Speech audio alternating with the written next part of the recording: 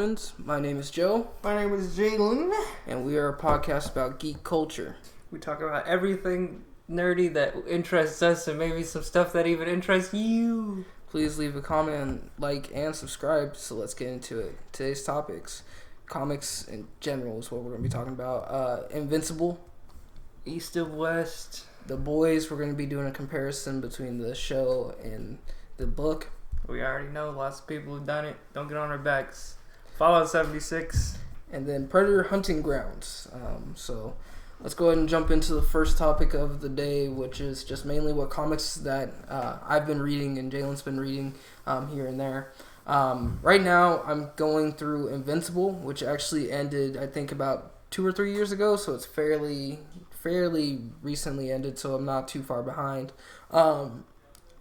I really fucked up not getting into this book when I should have. Honestly, the book is amazing. The character development, the way that Robert Kirkman writes everything is just beautifully done. Just the way that everybody treats how the characters develop into being full-blown characters in general of their own. You see in the beginning, like, it's pretty simple story base, honestly.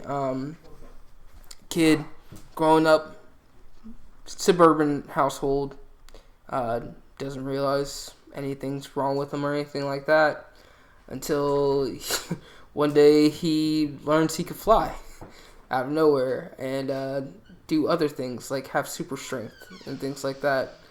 Turns out that he's half alien on his dad's side, which his dad isn't like an alien that's gone or dead. His dad is there with him, and his dad's a superhero. His dad is Omni-Man, which he is part of a race called the Viltrumites.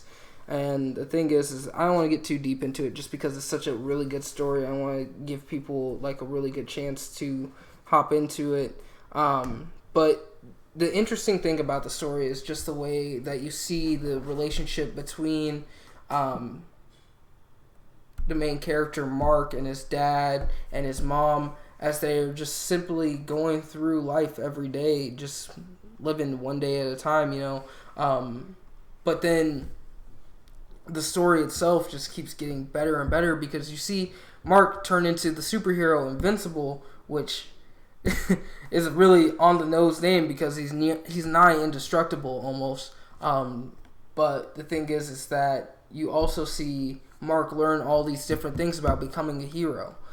He learns that his dad's hero work is being funded by the government. He didn't know his dad was a superhero to begin with, but his mom knew. And his mom is literally just like, yeah, you know, I'm chilling. I don't give a fuck. Like, he just goes out there, he goes to fight crime, and then comes back. And like at one point in the book, they're eating breakfast, and Omni-Man is like, "Oh, there's danger. I'll be right back." And they're like, "Okay." And so he flies off and flies back in. He's like, "Okay, I'm back." And literally, it was like within the span of 2 minutes. It's just a really good book. It's really fun. I think you should read it, Jay. I think you would really like it. Yeah, I mean, it looks pretty good. Like, it just looks like one of those clumsy ass dudes who doesn't exactly know what the hell's going on. Yeah, because he never really got full training on his powers, and so you learn. You're learning as he's learning, honestly, and that's another interesting thing because realistically, Mark Grayson. Which there's a lot of things that Robert Kirkman takes out of this and brings into the fucking Invincible universe. So you see Grayson, Mark Grayson, Grayson being Dick Grayson from DC, who is Nightwing or the original Robin. You see him, you see Nolan Grayson. Nolan, which is a Viltrumite, which is basically, best way to put it, he's Superman without all the additional powers. Just super strength, really durable, and fucking can fly. That's about it. But no, you see him as just the Superman figure in the book, but there's so many different characters. You learn all these different characters. You see all these different characters, how they interact. The book doesn't just focus on Mark. It focuses on everybody around him and focuses on how this world shapes around him. The way that the story is told it's not made to be focused just on Mark, even though the book is called Invincible. It's focused on how the world builds itself after taking threat by threat, and seeing how Mark is getting used to being a hero, how Mark is getting used to being a teenager and being a hero, to going to college, getting a girlfriend and being a hero. And his girlfriend's human. She's basically the Gwen Stacy of the book, where, she really is standing by him for a lot of this, right? But she doesn't die, thankfully, but he doesn't accidentally fucking break her in half. Yeah, it doesn't break her fucking neck on accident. At least not yet, from what I know. But yeah. no, and there's just a lot of stuff that happens because he is learning how to. He's basically, and here's where the Spider-Man comes in, because he's learning how to use his powers. He's holding himself back, because Spider-Man, realistically, if you've ever read the Superior Spider-Man, he could realistically kill anybody with a singular punch. Normal human. Doc Ock, while he's taking over Spider-Man's body, punched off, I forget the Spider Slayer's jaw on accident, and he was just like, wow, I didn't actually believe that he was holding back, but he was, like, he's got this kind of strength, and he hasn't been using it this whole fucking time. It's interesting, honestly. I think that with the way that the book portrays just how heroes work in this world, and how there's different things that happen, and you can't be there all at once. You have to take care of things as you go through it. And, he even goes through the Spider-Man dark suit phase where, Spider-Man gets his black suit, so he turns super edgy. Mark goes through that. Mark takes the extra step, and he kills people. And he's just like, you know what? I don't like this suit. I want to go back to my old suit. So he goes back to a more different from his old suit, but then he slowly makes the transition back to the original suit. It's just like Spider-Man, where Spider-Man was making that transition from being a fucking damn near anti-hero to just being a hero again and enjoying it, enjoying his life, enjoying what he has. And it's amazing how this all comes to terms. I haven't finished the book yet. There's at least, I think it's 24 volumes of graphic novels, because there's 144 issues, and if I'm correct, I'm probably on like issue 60 something, most likely. But no, the events that happen in this book, they're not normal comic book events. It's not like a crisis all the time. It's literally not world shattering. It's just a fucking monster comes from another dimension. Let's get the Guardians of the Globe, which is a superhero team in the book, and let's get Invincible out there, and let's go ahead and fight this guy. Let's take him out. Okay, cool. Or the Guardians of the Globe get defeated by this fucking war beast, or whatever the fuck his name is, and Invincible has to fucking come in and save them and stuff like that. It's really cool how they do things in this book. I think that if you're going to take your time and get into superhero comics, and you're going to really want to get into something, I recommend this book if you're not wanting to go all the way back and read the original issues of Spider-Man, or read Spider-Man number 1000 or some shit like that. If you want to get into a good comic book series, I recommend this completely. I've shown screenshots to everybody I know, because I want more people to read this book, because the book apparently had a really satisfying ending, which is always good, which I'm excited to see. I'm always excited to see a book. I don't like when books go on for too long. I like that they have a conclusion. Yeah, I do like a good, like, well put together, like, there weren't too many like foreshadowy things, but there was just enough to get you interested, and it felt satisfying when the end came and the events unraveled. Yeah, and to be fair, I mean, a lot of books now don't they don't have proper endings, so they just use time travel or some bullshit. Which I really hope they don't do that in this, but you know, I wouldn't blame them. You gotta love the time travel tropes, though. Fuck that, dude. Fuck that. Time travel's stupid. You're trying to tell me a Flashpoint Paradox wasn't a masterpiece of a goddamn DC animated? It was a great movie. Yeah. It was a fun movie, but I don't... timeline or side story for Flash. I mean, I read the book. The book was better, but at the same time, the movie was a great representation. But, I mean, still, time travel is still stupid. I hate time travel. Finicky, and it can just...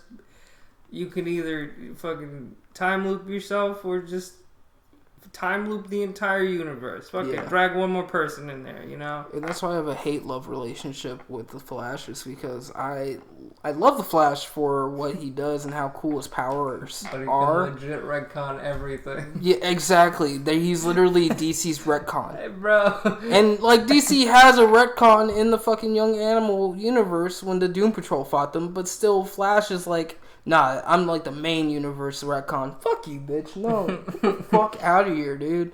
That's so stupid. Like, you shouldn't use a character to get rid of your mistakes. That's the worst kind of shit. That's the shit that makes me so fucking angry. Well, I mean, they took an L with something, so they had to erase it, and the dude that can run fast as time is probably the best goddamn option. Fuck that. Unless you want Superman to just fly around the world and a bunch of goddamn times and stop the rotation of the Earth and turn back time, because that's how fucking ridiculous. Time works. That shit's ridiculous too. No, who was he fighting? I think Darkseid killed Supergirl and he turned back time and punched Darkseid in the fucking noggin. Like, alright, man. Yeah. I gotta guess. I guess it makes sense. No, I think that, you know, if you're gonna do something, do it right.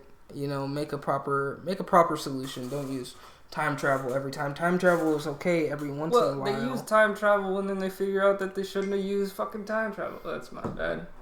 But, you know, it's just no, I think one of the best stories that you could get out of DC that's Flash related is probably Flash Rebirth.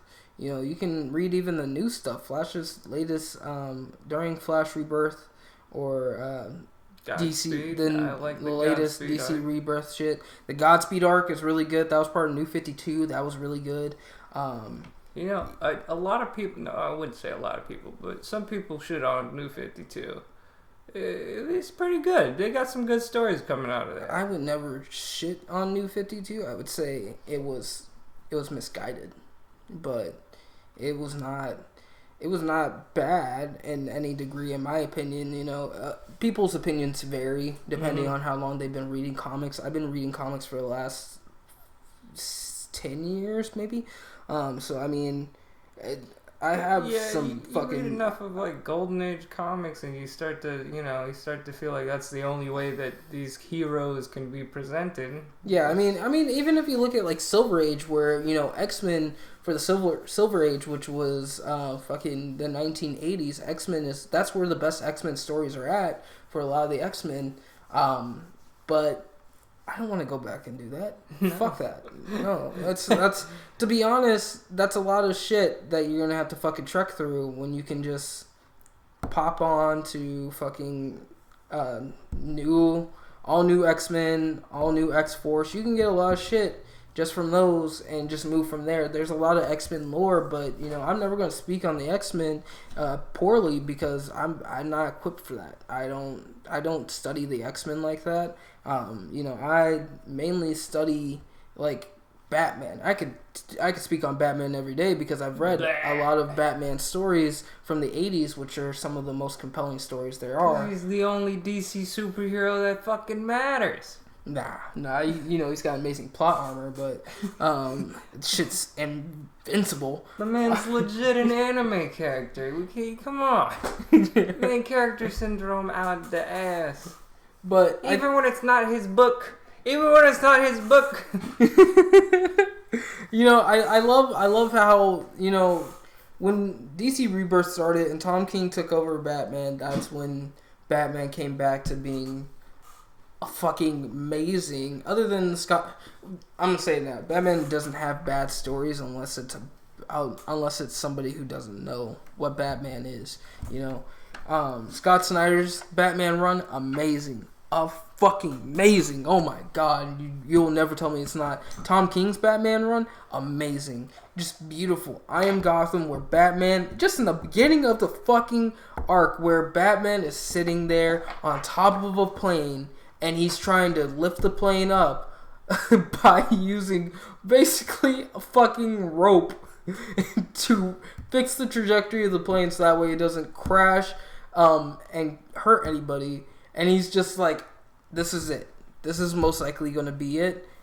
Alfred, tell the boys, tell the Bat family my story. Let them know that I've always cared for them, and I hope that they can always take care of my city. And then you get Gotham and Gotham Girl, who are two fucking clones. Wait, you said Gotham and Gotham Girl? Yes.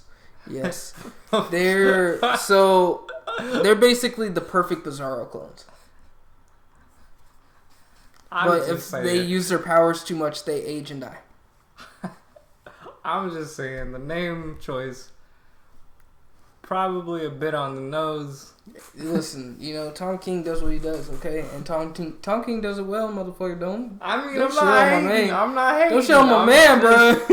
I'm just saying. Listen, okay? Sometimes you gotta just come up with some shit on the spot. I don't blame that dude. Man. Legit, he just put a blindfold on, threw a dart at a goddamn board. He did. So, he really did. Just a damn Gotham and Gotham Girl. Even Batman, I'm pretty sure, said that's a little bit much, don't you think? Yeah. It's a little on the nose, and they're just like, we just want to protect our city. He's like, yeah, okay. And then he wants to fucking bring them onto the Bat family and blah, blah, blah, blah, blah, because Batman needs allies, because Batman can't fight the city alone as much as he wants to. He knows he can't. And right now, the current Batman story is amazing, where you have... It really goes back. It goes deep, like early 60s, deep back then Batman. So there's a lot of lore, and I haven't been reading it recently, so I'm not going to get into it. I can't speak for it. I just know that the Comic Story and Comics Explained have been going over this. Even Variant has been going over this. All great YouTube channels. I recommend checking those out if you don't like reading but you want to get into comics, so that way you know something, and if you decide that you want to read something, they have a lot of complete story series, so you can really get deep in there and check that all out. But moving on to the next topic, Jay, you've been reading, you just started a new book. I just started East of West, and I think I'm like about at the end of the first volume. It's pretty freaking good so far. Like, everything, the art is fantastic. I love the art style. I don't know who draws for it, but Prime. And this, like, the story, how it's unraveling, and where I've gotten so far. It hits good notes, and I obviously no bad notes, so far. But it's pretty fun to read. The main character doesn't really like show himself until close to the end of the first volume.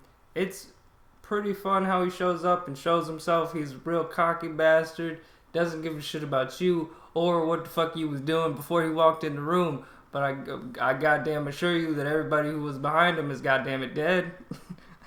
That's all I can say about that situation. And he doesn't hesitate to kill him at all. Him and his two minions.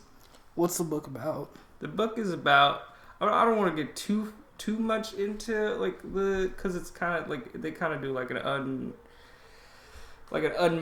unmasking sort of thing. Just like they talk around the main character for a good portion, and then they show him. So I don't really want to like get too deep into that. But like it's technically about the end of the world, right? And the end of the world is starting. It's kind of a biblical take, but also like a like a redux of it. There's more fantasy styles, but it is Western, and it's so good.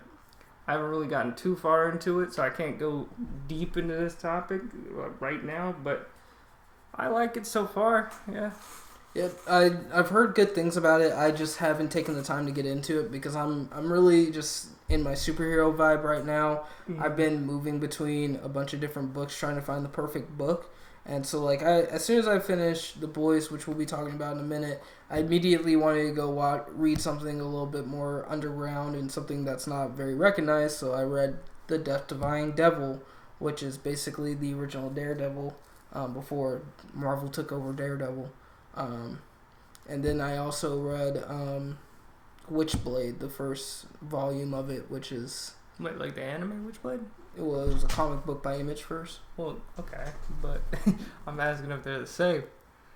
That shit made me cry. A little? No, it's not the same. It's not the same. I mean, she dates the Darkness from... You remember the game The Darkness? Yeah. Yeah, she dates him.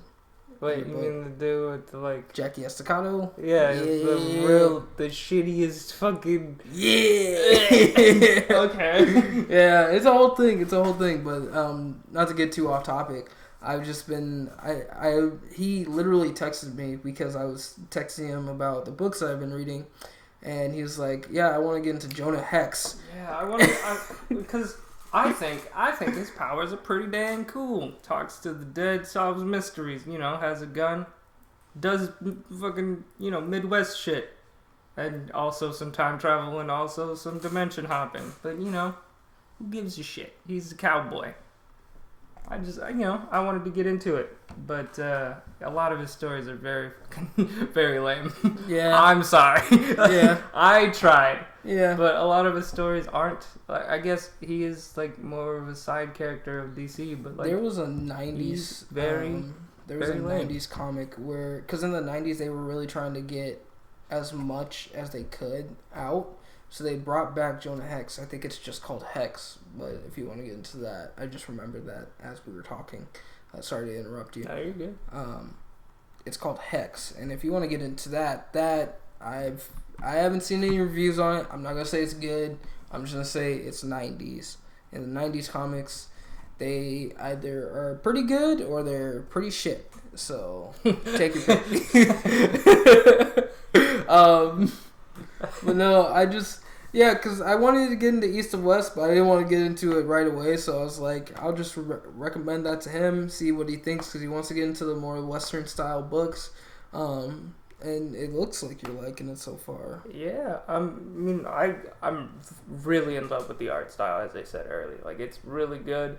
It reminds me of like some other like indie kind of drawing comics that I read. I don't know them off the top of my head. Like, there's one I have upstairs that I bought at a Comic-Con that I went to that it just the art style reminds me of, but it's definitely not by the same artist. Well, I'm pretty sure it's by Image, which is the indie studio. Mm-hmm. So, I mean, like, to be honest, if you're going to read anything if you're into indie books, read anything Image. Image does really good work, and their collaborations are amazing. And, I mean, who could fucking hate Todd McFarlane? He's awesome. Yeah. His artwork is amazing. I mean, he's straight up, like, lost Venom to Marvel. Lost Venom. He lost Angela to Marvel. And then he basically said, you know what? Fuck that. I'm gonna make my own Venom and do my own thing. Eat my dick. Eat my dick. Yeah. Leaves, goes and does his own thing. And Jim Lee made his own X-Men. Image was doing their own fucking thing, and Image revived comics. So I mean, hey, I'm all about supporting Image comics. I'm really just getting into some. I like that they're not afraid to hit the like nitty gritty shit. You know? They're not. They're not. At all. But they can also do comics that are like PG. Like I would say Atom Bomb is kind of PG. Atom Bomb. I haven't read that one. That's the Hulk. One of the Hulk. Oh no, that's Marvel, dog. It's fuck. No, he's Marvel. That's I'm thinking of, that's Rick. He's got the fin on his head, the green. No, that's Savage Dragon, nigga. That's who I'm thinking of. Savage Dragon. Like, he's an alien. Some of his shit is very PG and very like. Savage Dragon is brutal, dog. I said some of it. Fair. Like, he's the whole like personality of the group, and then you got Spawn and the rest of those guys who just kind of fuck shit up because they want to. I think Lobo's on his team. I think. No, Lobo. Lobo is not part of Image. You're thinking of the Max, probably. Ugh. Which is that was just like a crossover book that they did out of nowhere, which was not great. But no, there's a lot of good stories. I mean, the Max is, if you want really beautiful art and just a really trippy story, that's a good one. No, if you want to get into some good shit, man, I could recommend that. The Max versus Batman is on Comixology. And that's a good story. It's just really fucking weird because the Max is basically a guy who lives in the dreamscape. But, like, the dreamscape is basically called the Outback because he's Australian. And it's just weird. It's really weird, but it's funny in a way. And the Max is just... He's a crazy-ass dude. But, no, the artwork is impressive in my honest opinion. But, no, I mean... Like I said, Image is really great, and I've been getting into some more independent stuff. I just finished reading Black Hammer, which was an amazing book. Amazing! Oh my god, the way that I just need a whole segment for this because Jesus Christ, I just need to take a minute's tangent about this because the artwork is beautiful.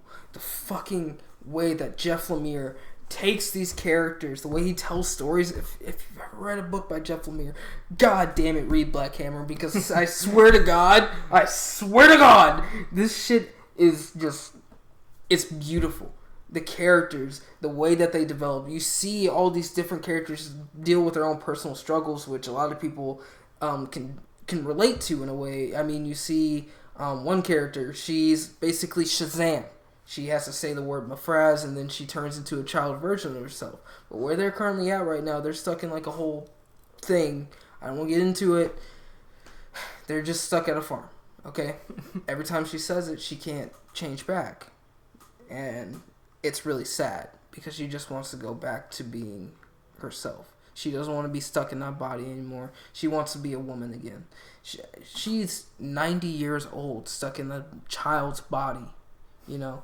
And it's sad because you see how depressing it is and how depressed she is. And if you can relate to that, it really is. There's a lot of touching moments. And you see how each character is just dealing with the situation on their own. I mean, we have Abraham Slam, which amazing fucking name. Amazing. Abraham fucking Slam? Dude!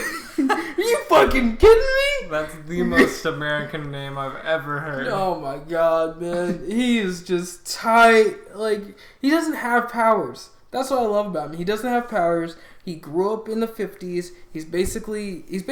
He's Captain America if Captain America didn't get the super soldier serum. A scrawny bitch? No, he's buff as fuck. Because he was boxing.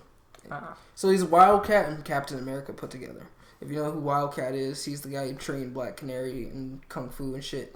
If you want a quick synopsis, you can watch Justice League Unlimited. You'll get basically everything that you need to know about Wildcat from that. But no, I think that the fucking way that it shows him going from the 1950s throughout the decade, and he's just like, this is literally how things go for him. He's like, yeah, I'm fighting these guys, I'm fighting robbers and shit, and now aliens show up. It's the 1980s, and 1970s, and there's this guy named Black Hammer. That's why the book's named Black Hammer, who is essentially Thor, and if you know DC continuity, he's also a new god as well in a way. But he's basically Thor, where he fucking gets a hammer, he finds the original Black Hammer dead. He gets the hammer. He's considered worthy, and then he becomes Black Hammer. And then you see him fucking saving Abraham Slam because there's an alien attacking. Wait, so wait, 1 second. Let me.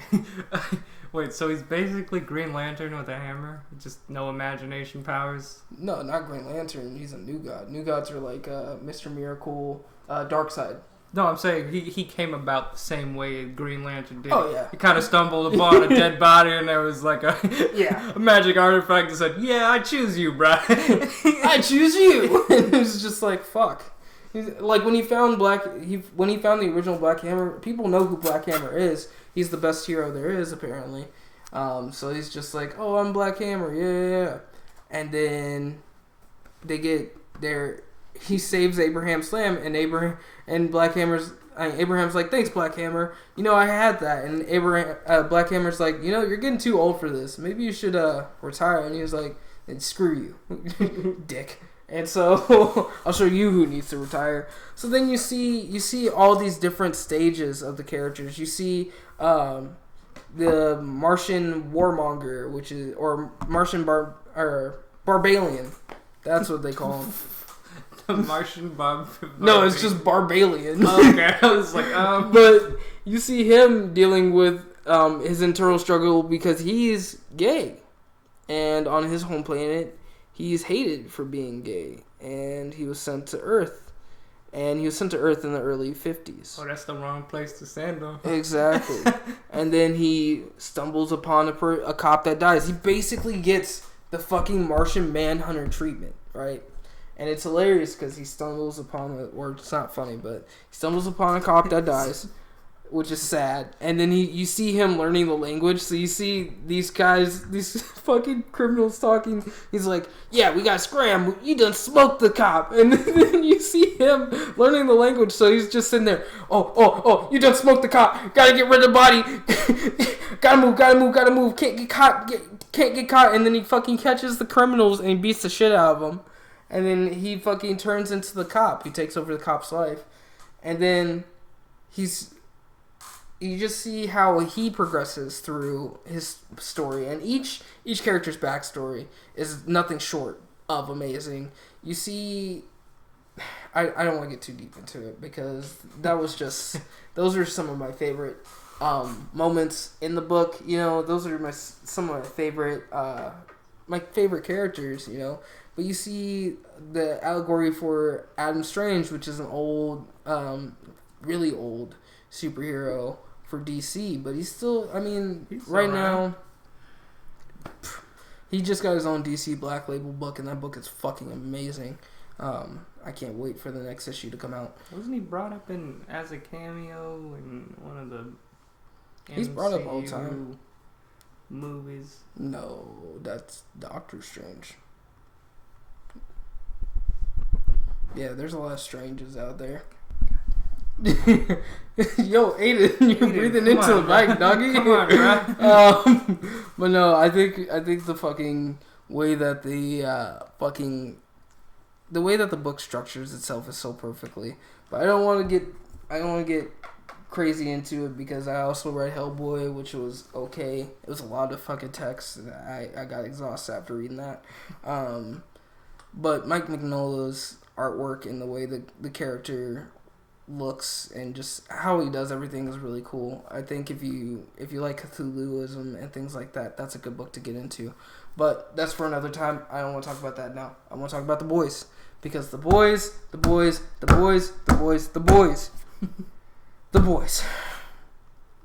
They did so many things different in the television show. And it's hard to forgive. But it's fair. Yeah. Because I've been watching a lot of videos on how visual effects work, and to do a lot of these visual effects that they do in The Boys, I mean, to be honest, you're looking at a lot of work for a lot of money for a barely feasible show. I haven't watched all of The Boys because I wanted to read the comics first. That was a mistake. Yeah, like you're just gonna be you're gonna be upset because it's not the same. It's not even that. It's just the fact that I don't even want to touch the boys right now. Because literally, after reading this book, I watch a lot of fucked up shit. I'm not gonna lie. I don't care for fucked up shit. But when it becomes, you could tell when it's just too much at a certain point. Yeah, because when you turn the page and it starts hitting different, and you just want to put the book down and take a deep breath. It's just, listen, I can handle certain things. I hate preachy superhero narcissism. The writer of the book, Garth Ennis, hates superheroes. And he does. And you know what? That's fair for some people. If you want to hate superheroes. Don't write a book about superheroes being complete and utter fucking just monsters. I mean, Jesus Christ. When you read the book in comparison to the show, because there's a lot of things that happen in the book where, Huey Translucent isn't in the book at all. That's not a character. That's just a character that they brought into the show to have Huey get his first kill. Huey actually killed a kid in the book. He killed a character named the Blarney Cock, who liked to shove a gerbil up his ass. What? Why? Like I said, this book is fucked up. It's on a different level.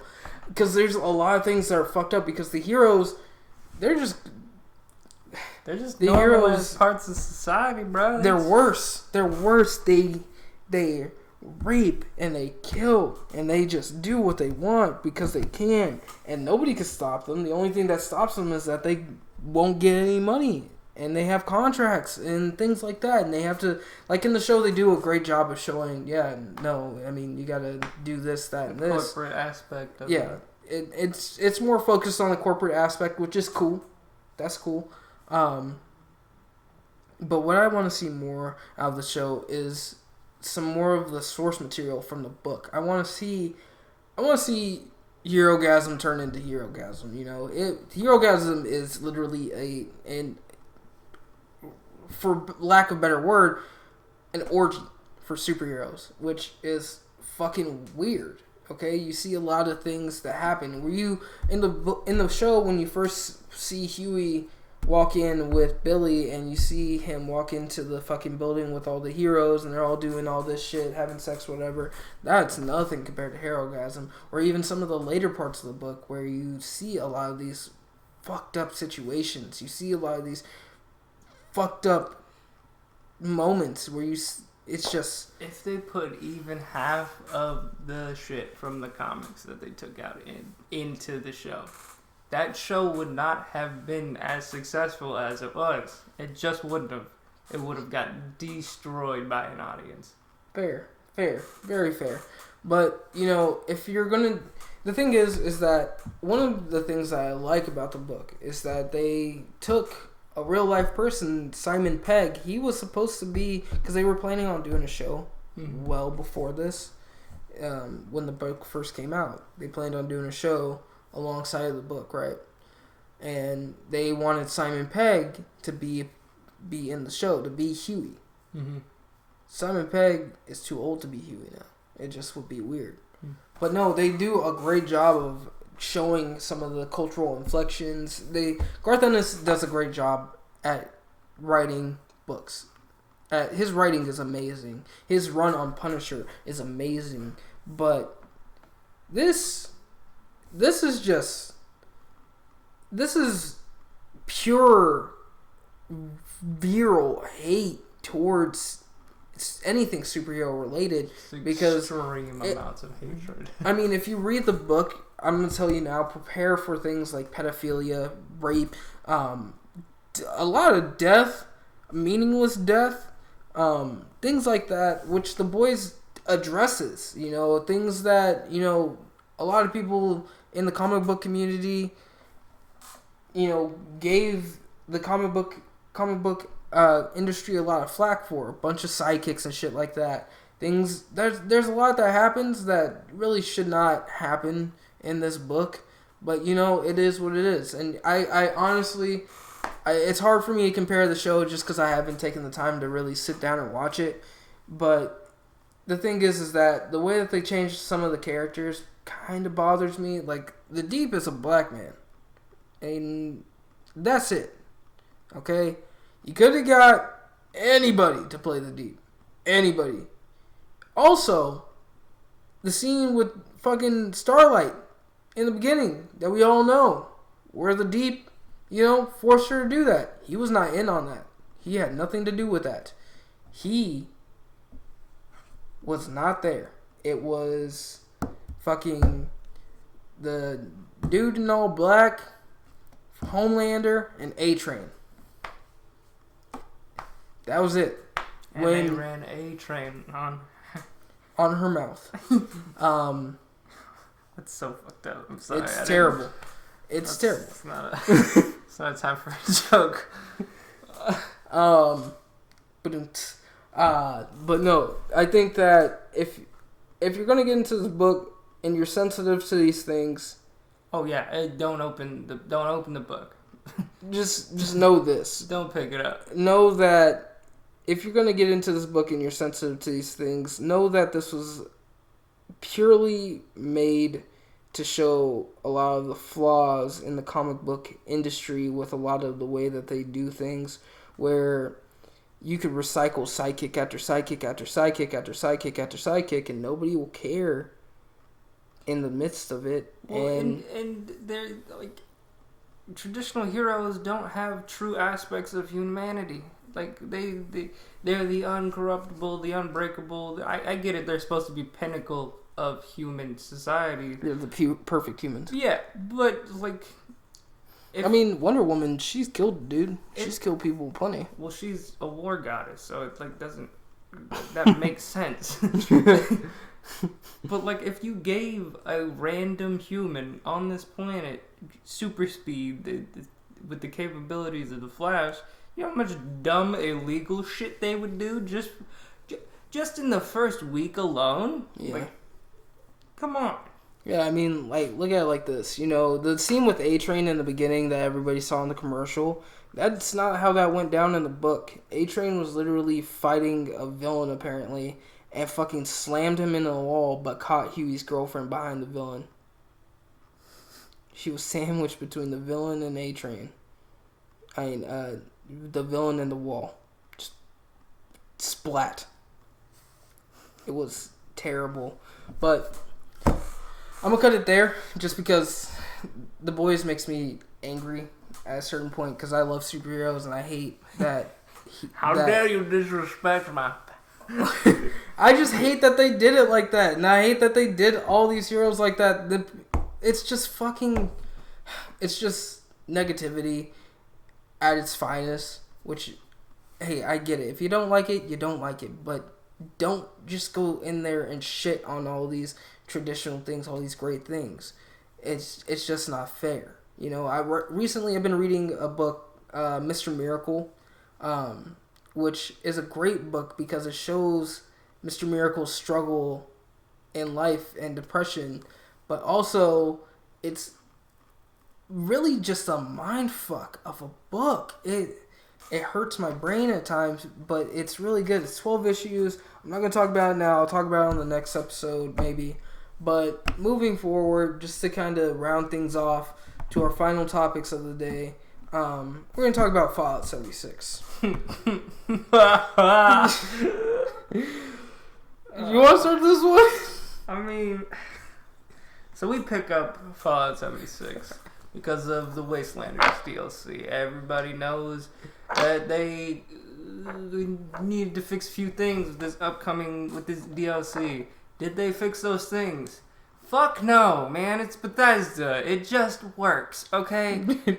You don't have to do anything. It just works. And I'm going to tell you, that's a lie. It doesn't work even slightly. Okay? Within the first 15 minutes, we ran into like a level 1 unkillable creature. Fucking mongrel? And just decided not to take any fucking damage. I had to unload it. And a irresponsible amount of bullets into this fucking thing. And like I was playing just today, and somebody just turned around. An AI turned around and ran directly through the wall in a like pre-generated area inside of a building. Like the wall wasn't even there. He just kind of walked right through it as I was shooting him. He said, "Nah, I'm not doing this today. No, I'm gonna go back to the spawn area." Like, come on, game.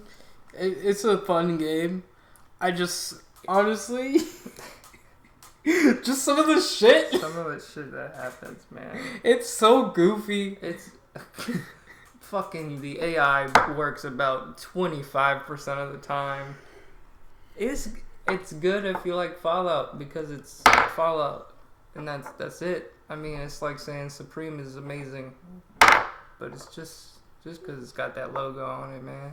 Yeah. I mean, Fallout 76 is fun. It's fun. It's fun. Fun with friends. Okay, I can't stress this enough. If you're gonna buy an MMO, have friends that play it, please. Because you're gonna sit there and you're gonna get bored and you're gonna hate it because you have nobody to play with that you can relate with, and you don't want to make friends with new people. Cause fuck that. But at the same time, it's a good game with friends. It's fun with friends. It's funny to just talk about some of the bullshit that happens. It's so frustrating with friends, though. You're both on the same quest, and you both have to finish the quest separately. Like, even if you follow him into the quest area, your quest shuts off while he's finishing the quest. Then when you leave, you have to rerun that quest. Yep. It's stupid. It's far from perfect, but they did not think about, like, they didn't think ahead of this. They didn't think, how are they actually going to play how is multiplayer going to play out in this game? You know what pisses me off the most? The world. Elder Scrolls is online. It's been going on for damn near 8 years. They fixed that shit in Elder Scrolls. I played it just like a month ago or something like that. I think it's funny because the thing is that Elder Scrolls has been around for 8 years, and they could have literally taken the same framework from Elder Scrolls, put it into Fallout 76, and called it a day. Just change some character names around. It really didn't need to take 3 years to get fucking NPCs. It really did not need to take 3 fucking years to get NPCs. But I get what he was trying to do. He was trying to make you guys be the NPC, but on a world that can take no more than 20 something people, current players or something like that, 16 or something like that. You can't do that. Like, no, you can have more than 16. You can? Yeah, I've been in lobbies where it's been at least, I think, 100 people maybe, but oh shit. Yeah, I thought they were small lobbies. No, it's pretty big lobbies. The problem is that you can set up a private world where you can have 8 people, and you guys can just play that way. Oh, okay.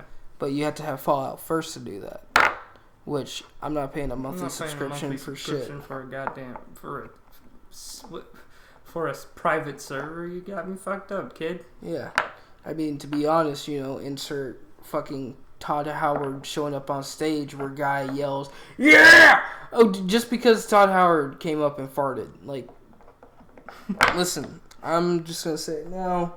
The game is good enough. Yeah, I love bad games. I love bad games just because it's funny to watch how they jank out. Yeah. It's great, but I hate bad games when they're not done well. If you take and here's my redundant sentence. Here's what I mean. You take Fallout 76, right? And you take Fallout New Vegas. New Vegas is a bad game. The only good part about it, beloved Fallout's out there. The only part about it that's great, and we all know this, is the story. Yeah. It's a pretty good story. Nobody talks about the gameplay. Oh yeah, because it's disgusting. It looks like trash, and it's. Fallout 3 was the best Fallout, right? Comparatively, yeah. You take Fallout 3, right? And then you take Fallout New Vegas. Now, New Vegas Bad game, great story, right? Gives you a reason to play. I love playing games like that. I love looking at some of the jank. We'll say bad mechanics, good game. Fallout 76. Bad game. Bad game. Fallout 4. Bad game. Oh, not a bad game. Bad game. No, the mechanics were there. The story was kind of weak in places. It didn't stand on its own 2 feet, is all I'm saying. It relied too much on the Fallout, Yeah.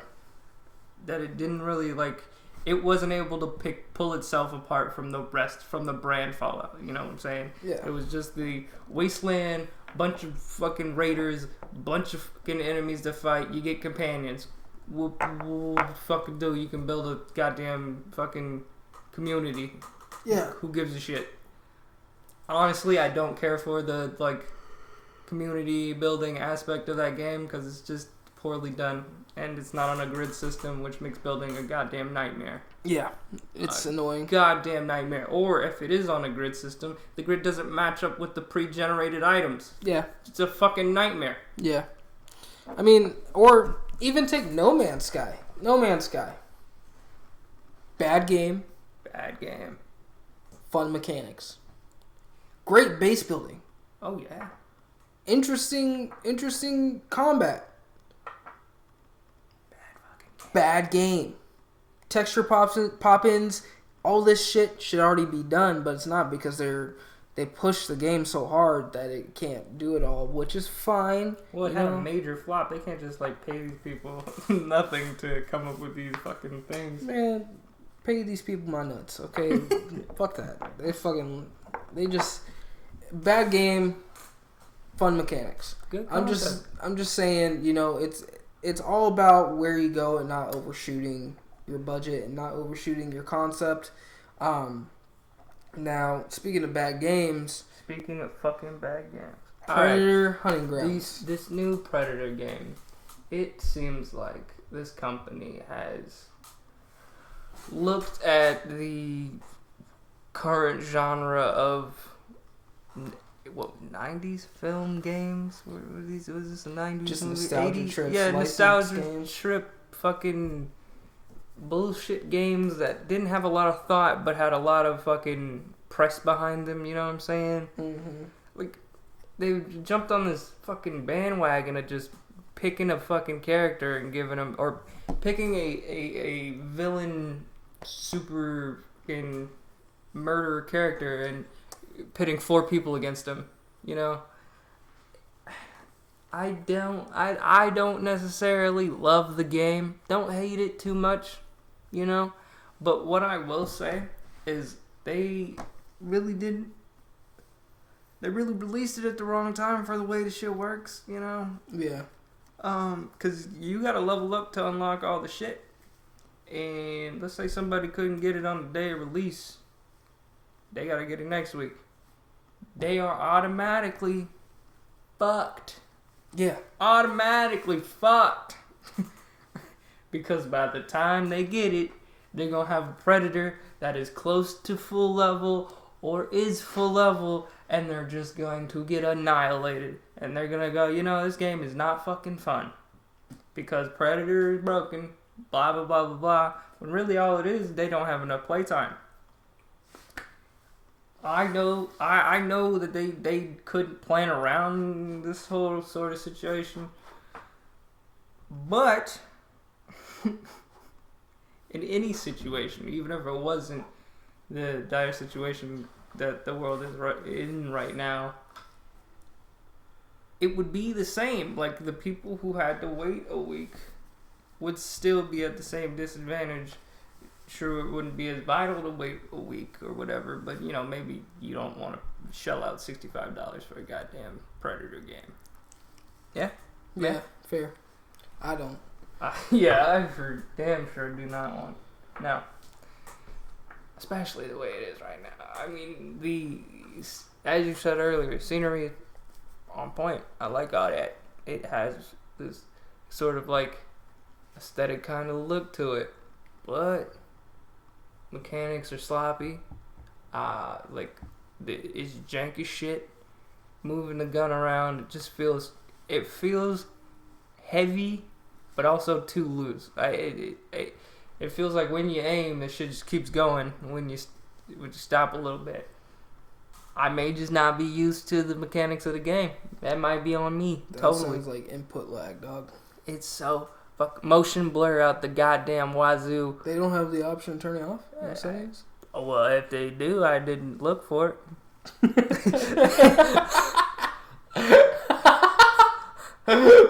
they don't have the option to turn off motion blur, one of the biggest things that gamers hate today, that's upsetting. That's upsetting. I haven't played the game yet. And animations in that game, non-existent. Okay, you got some of the most cardboard guys you ever fucking seen. Okay, Predator literally has 2 animations for attacking. Okay, it's swing up and swing down. That's it, and you got to deal with that the whole fucking game. Sure, the missions change. Sure, but the objective is always the same when you're Predator. Kill them niggas. Kill all of them. Fuck it. NPCs and the player characters. Kill everybody. But fuck them. Yeah, you know how boring it is to see the same fucking 2 animations over and over again? Yeah, there's more to the game than just like, slashing people, but when all you got is a goddamn machete, all you're doing is slice, run, heal, slice. It's fucking monotonous. It's just, I'm not going to say a terrible game. I'm not going to say it's a terrible game because it does have those fun aspects, where you're playing as the soldiers and you're trying to get this mission done before the Predator can kill you, and you get those clutch moments where you bring a person back up. But it does have fun moments. That's all I'm trying to say there. But it just is not. It's not good. See, it's not good. Right back to my point where it's just bad game, fun gameplay at that point. Fun gameplay. I mean, bad game. If you've ever just sat down and played a bad game and had fun with it, you'll know exactly what I mean. Like going back to DMC in our last episode, or in our episode with our brother, where we're talking about DMC. That game's story is notoriously bad, but the gameplay, the mechanics in there are so fucking well tuned and fun. It's a great experience. It's enjoyable. Look at something like Mass Effect. Bad story, fun gunplay. To a degree. I wouldn't say it had a bad story, but we'll talk about it a different time. I'm just saying, if you're gonna get into bad games, watch a YouTube video on them first. Watch a few YouTube videos on them first. Yeah. Because to be honest, or watch a stream on it. And then make your decision if you want to pay that amount. Like, I always buy my games at super cheap prices because I don't want to fuck up and pay $70 for a bad game. Like, right now, you can't trust developers right now. Okay, like you got EA that just wants to gouge you for as much money as they can. Don't give a shit what kind of product they put out. Yeah, you got fucking. Well, they destroyed Anthem. Okay, fucking destroyed Battlefront. They revived it. They brought Battlefront 2 back, but that initial snap kind of blew a lot of diehards off their belt. They lost a bunch of people with that. They went the original World War II fucking around bullshit. We got these loot box systems that everybody's just trying to milk money out of people with. We don't have people making games to make a good fucking game. They're making games just to see how much money they could get people to pay for it. Yeah. That shit out of here, man. Make a full game. Let's get back to making full games. And if you have an idea that you want to put in and don't have time to, make DLC about it. Yeah. Don't make the game about the DLC. Yeah. Bullshit, man. That's a lot of the reason why I didn't buy Final Fantasy VII Remake. Alyssa offers to give me another Valentine's Day present because I fucking couldn't go to SakuraCon this year and I just refunded my ticket. And I've been teetering on what the fuck I want because I want Final Fantasy VII Remake because I love Final Fantasy VII. But I also don't want to fucking pay for a $60 game and then pay another $80 damn near dollars for fucking additional content. Part 2 and 3, like Yeah, fuck that. fuck needs that. Fuck you, first of all, because Red Dead did 2-disc installation, $60. I got a full 40 hours of just pure beautiful storytelling. Red Dead 2? Yeah, Red Dead 2, man. Yeah. Get into that shit. That man, I you said it's tried. boring. It's hella boring. It's not. It's so good. I hate that shit. Oh my god, I literally spent days just going into my office playing that shit. Alyssa would talk to me and be like, "No, shut up. I don't want to talk to you. Go away." Shut up, I am cowboy. I cowboy now. Leave me alone. Leave me alone. No, I just, yeah. But it looks like the hour is just about up. So I'm going to call it quits now. But I hope you guys have a nice rest of your day. Please hit like and subscribe. Check us out on our, we got rid of the SoundCloud. I'm uploading everything to Sounder as we do it. So there are 2 episodes up on Sounder, soon to be 3. The link will be in the description below. Hopefully I remember to put it there because I am a moron. But yeah, no, I hope you guys have a nice rest of your day. I've been Joe. I'm Jalen. And we're Corner Ronins. I hope you guys have a nice rest of your day again.